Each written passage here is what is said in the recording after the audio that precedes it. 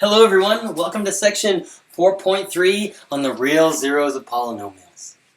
Now what we want to do in this section is we want to be able to try to make a list for the possible roots of a polynomial. Okay, so let's just do a little recap. What are we trying to do in chapter 3? We're trying to graph polynomials. And we need a few things to do that. We need to know what the end behavior of the polynomial is. It's going to be one of these four options. And we look at the leading term to figure that out. But then we want to figure out what's going on in the middle by looking at the roots of the polynomial and thinking about their multiplicities. But how do we figure out the roots? Well, what we wanted to do is we wanted to have our polynomial in factored form. So the whole challenge is just trying to factor a polynomial to find its roots. Now this was relatively easy early on when we could use our regular tricks for factoring polynomials. Factoring out greatest common factors, maybe using factoring by grouping, maybe a polynomial is quadratic in form. But when those tricks don't work, we need a new technique. And we learned in the previous section where we were learning about polynomial division, specifically synthetic division, that if I have knowledge of one of the roots of a polynomial, then I can use synthetic division to put that polynomial in its factored form. So the main thing we need to do here is how do we gain some knowledge of the roots of the polynomial? Is there some part of the polynomial we can look at, make a list of possible candidates of roots, and then use synthetic division to check whether they are roots or not? And if they are a root, we've essentially been able to factor the polynomial. So let's write that down. What is our goal? What is our goal? Our goal. We want to make a list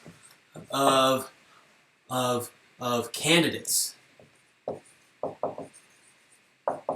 We want to make a list of candidates for the roots of a polynomial. Okay.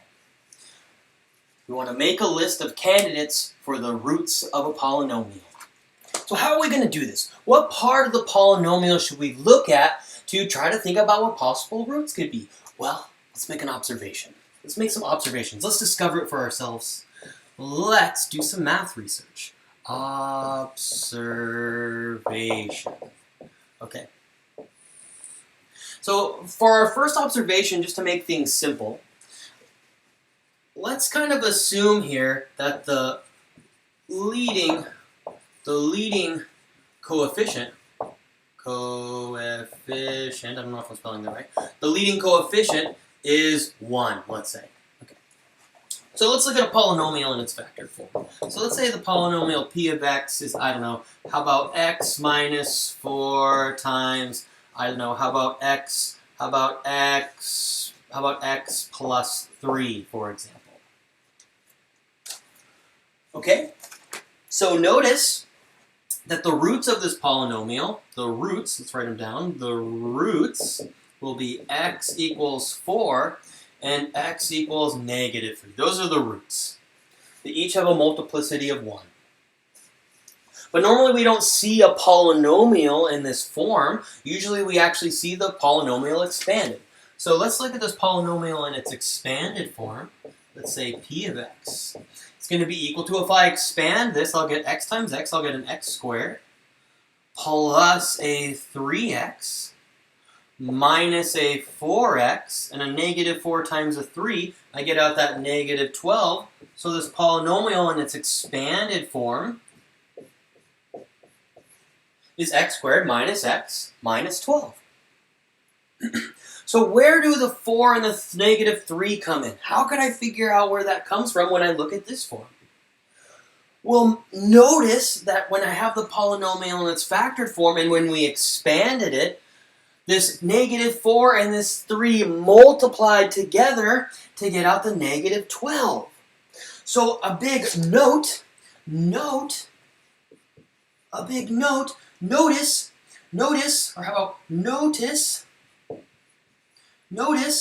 that 4 and negative 3 are factors. are factors of negative 12. So if I look at the constant term of a polynomial, this is giving me clues on the possible roots. Because when the polynomial is in factored form, each of the constant pieces in the linear factors multiply out to give you the constant term. So if we look at the possible factors of the constant term, that's going to give us a list of candidates to check. Beautiful. Let's do an example. So that's our observation. For this situation where the leading coefficient is 1, what we'll do is we'll look at the constant term, we'll find the factors of the constant term, and that should be the possible candidates for the roots. Okay, let's do an example.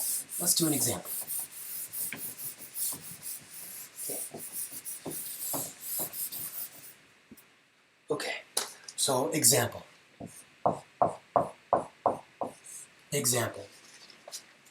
Let's say that we want to factor. Let's say that we want to try to factor, or maybe we want to graph the polynomial p of x, which is equal to x cubed minus 3x minus 2. Let's say we want to factor this. Okay, try as you might using maybe earlier factoring tricks, you will most likely be unsuccessful to try to factor this polynomial. So what are we going to do? We're going to try to use synthetic division, and we're going to try to make a list of possible candidates for its roots. Okay, so we're going to look at the constant term, we're going to look at the negative 2. So when we're looking at the negative 2, we're going to think about the possible factors of negative 2. Well, we could have plus or minus 1, or plus or minus 2. So a positive 1 and a negative 2 would work, but a negative 1 and a positive 2 would work. So this is our list. We have 4 possible candidates for the roots of this polynomial. So let's start checking them. Let's say the first one we want to check here, let's see if x equals 1 is a root. If x equals 1 is a root, then x minus 1 must be a factor. So let's take this polynomial and divide it by x minus 1. This is of the perfect form for us to use synthetic division. Okay? So let's check it. Okay? So this polynomial, it's 1, the coefficient of 1 in front of x cubed. Notice that there's no x squared, so I should put a 0, and then a negative 3 and a negative 2. And if I want to check, if I want to divide it by x minus 1, remember that we just flip the sign of this one here, so we're checking with a 1. What's nice here, I'm just going to put a 1 here, is when you're checking roots and you're using synthetic division, you'll just put the 0 or the root that you're trying to check that works right here. So I'm just going to put a 1 here. I'm checking if 1 is a root, which is me dividing this polynomial by x minus 1. Okay, so let's do synthetic division to check it. We'll drop down the 1. 1 times 1 is 1. 1 plus 0 is 1. 1 times 1 is 1. 1 plus negative 3 is negative 2. 1 times negative 2 is negative 2. Negative 2 times negative 2 is negative 4. Bummer. Bummer. Bummer, it's not 0. So what does this tell us? This tells us that x minus 1 is not a factor of this polynomial, so x equals 1 is not a root. So let's check a different one. Okay, so now let's check x minus 1. Is x minus 1 a root? Well, if x minus 1 is a root, then x plus 1 would be a factor. Okay, let's check it with negative 1. Let's check if negative 1 is a root. Okay. So we'll drop down the 1. Negative 1 times 1 is negative 1. Negative 1 plus 0 is negative 1. Negative 1 times negative 1, that's a positive 1. 1 times negative 3 is a negative 2. And negative 1. Negative 1 times negative 2 is positive 2. 2 plus negative 2 is 0. Yes! Yes! Yes! That means that x plus 1 is a factor of this polynomial, which means x equals negative 1 is one of its roots. And now we can factor this. So this polynomial, p of x, well, we know that x plus 1 is a factor, and the quotient is x squared minus x minus 2. So we've been able to factor this polynomial. But now notice I factored this polynomial. I factored this polynomial into a linear factor and a quadratic factor. Now you could go ahead and check, you could use synthetic division on the x squared minus x minus 2 with these other ones. But what I'd like to do is once you have a quadratic, we can just use our regular quadratic factoring skills. So that's what I usually like to do. Okay, so here let's continue factoring this. So we'll have p of x is going to be equal to, this is going to be an x plus a 1. Okay, how will x squared minus x minus 2 factor? Okay, well I need some sort of combination of 1 and 2. Okay, since the middle number here are negative, the larger of the two has to be negative. So I have that this polynomial p of x, this is going to factor to x plus 1 quantity squared times x minus 2. Yes! We've been able to factor this polynomial. So now, what do we know? We know this polynomial has a root of x equals negative 1, and it has a multiplicity of 2. It also has a root of x equals 2 is a root, and it has a multiplicity of 1. So now we can easily graph this polynomial. So let's do it really quick. Let's graph this polynomial. We have all the information we need. Okay. Let's graph it. Okay. Well, if I look at the x cubed, that means it must have this type of end behavior. So let's draw its end behavior. Okay. Notice that we can figure out its y-intercept actually really quick. So if I plug in 0, my output would be, this would get zeroed out, this would get zeroed out, I'd just be left with negative 2. So 0 and negative 2, here's its y-intercept. Okay. Let's look at its roots. It has a root at x equals negative 1. So x equals negative 1 is a root. And x equals 2 is a root. And x equals 2 is a root. Okay, so let's graph this. Okay, well, the root x equals negative 1 has a multiplicity of 2, so it has to bounce. Now, even just with the kind of dots I've put here, I could have guessed that this would have had to happen. Because notice that the graph has to connect. It has to hit these 3 dots here. Well, notice it's impossible for the graph to cross through. If it crossed through, it would have to somehow come back down to go through the y-axis here, but there's no extra roots here. So we almost could have reasoned without looking at the multiplicity that the graph would have to bounce off of here so it could hit its y-intercept. And then without even looking at the multiplicity for x equals 2 root as a multiplicity of 1, we could see that it has to cross through to connect with its end behavior. And there we have it. We've graphed this polynomial. Beautiful. Let's do another example.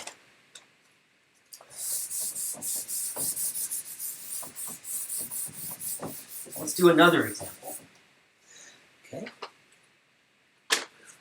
Let's say we have the polynomial. Let's say we have p of x, which is equal to, how about x cubed minus x squared minus 8x plus 12. Go ahead and pause the video and see if you can make a list of possible candidates for the roots of this polynomial. Try to check them using synthetic division and graph this polynomial. Go ahead and pause the video and give that a shot. Okay.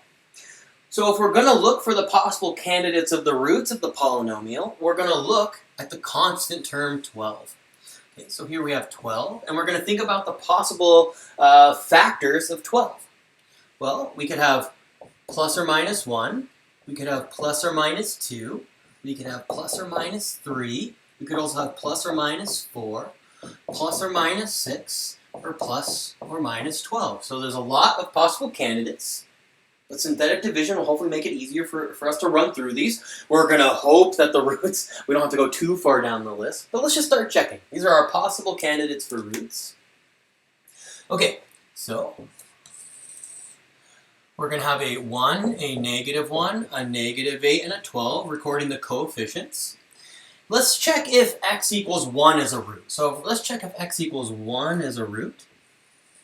Okay, so drop down the 1. 1 times 1 is 1. We'll put the 1 here. This will be a 1 plus negative 1 is 0. 1 times 0 is 0. 0 plus negative 8 is going to be a negative 8. And 1 times negative 8 is a negative 8. I don't need to add these. I can see they don't add to 0. I'm not going to get a remainder of 0. 1 is not a root. So let's check negative 1. Let's check negative 1. Okay. Is negative 1 a root? Okay. Still going to drop down the 1. Negative 1 times 1 is negative 1. Negative 1 plus negative 1 is negative 2. Negative 1 times negative 2 is a positive 2. 2 plus negative 8 is what? Negative 6. Negative 1 times negative 6. Oh, it's 6. Crap. Okay, that doesn't add to 0. Negative 1 is not a root. These aren't going to work. Okay, let's go to the next one on the list. Okay, let's check out 2. Is 2 a root? Is 2 a root? Okay, drop down the 1. 2 times 1 is 2. 2 times negative, 2 plus negative 1 is 1. 2 times 1 is 2. 2 plus negative 8 is negative 6, and 2 times negative 6 is negative 12. Sweet! So now I know that 2 is a root of this polynomial. So if 2 is a root of this polynomial, then I know that x minus 2 is one of its factors. So this polynomial will factor to x minus 2 times an x squared plus x minus 6. And now since I have this quadratic, I'll try to just factor that with our quadratic factoring skills. So we have x minus 2. Okay, so how is this going to factor? I need some sort of combination of 3 and 2. Okay, one of them has to be negative. Okay, since the middle term here is a positive coefficient, the smaller of them must be negative. So this polynomial factors to x minus 2 quantity squared times x plus 3.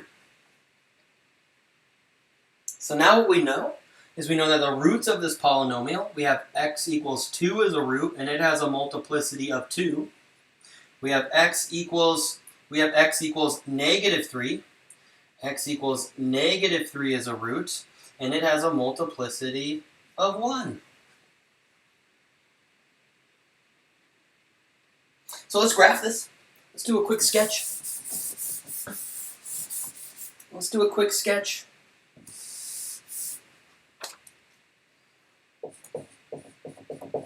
Okay.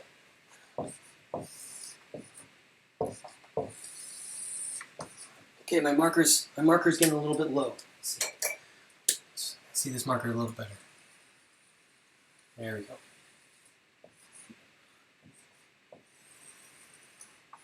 Okay, our end behavior will be a lot like a cubic. Okay, if I plug in 0, I'll get an output of 12, so the y-intercept, p of 0, will be equal to 12. So I know the graph has got to cross through here at 12. On the y-axis, it has x equals 2 as a root, so I'm going to put 2 here as 2 as a root, and it also has negative 3 as a root. Okay. Now, without me doing any work here, I'm not even looking at the multiplicity, it has to cross through to get to the y-intercept. So it has to have a multiplicity of an odd multiplicity. It has a multiplicity of 1. So it's going to cross through. It's going to hit the y-intercept. Now, I know that it has to bounce to match up with my end behavior, and we can confirm that by noticing that the multiplicity is 2. It has to bounce. Boom! How fun is this? There's our polynomial. I'm going to go ahead and stop the video here. What we're going to do in the next video is what happens when the leading coefficient, how do we make a list for possible roots when the leading coefficient isn't possibly 1? We'll see you there.